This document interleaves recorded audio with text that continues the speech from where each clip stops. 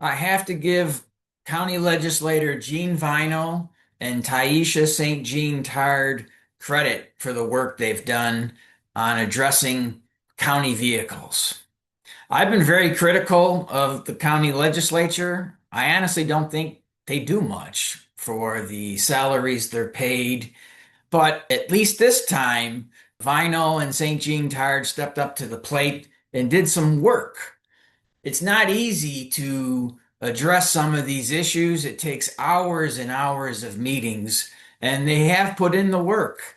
They have a new proposed policy, and Legislator Vinal just released a fleet subcommittee report that is pretty damning as far as criticizing everyone involved.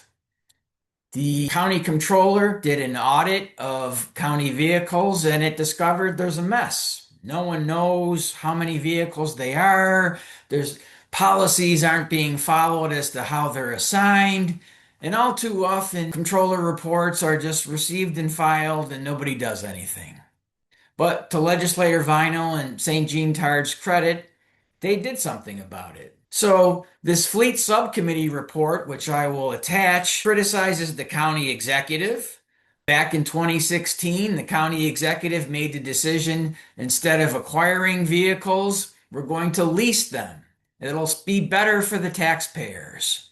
Well, that decision was never brought before the county legislature. It hasn't really been transparently documented in the county budget. It's very difficult in looking at the budget, to figure out what's happening with the vehicles. And policies and procedures weren't being followed. So the report calls out the county executive. It calls out the Erie County Sheriff and District Attorney as well, that they don't have any documentation. At least they didn't provide it to the legislature as to how they go about acquiring and assigning vehicles.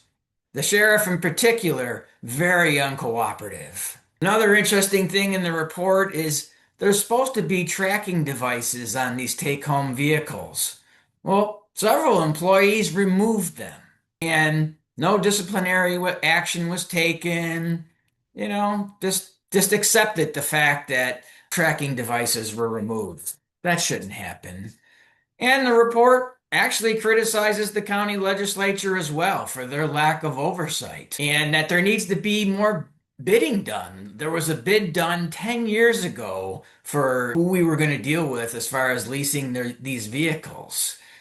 So, all in all, I think it's a very fair report. It calls everyone out. And interestingly, two Republican legislators, John Mills and Frank Darrow, resigned from the subcommittee after this report was released, calling it a political document, a political attack. I don't think they appreciated the remarks regarding the sheriff. So I criticize when it's fair, but I also have to give kudos when it's fair as well.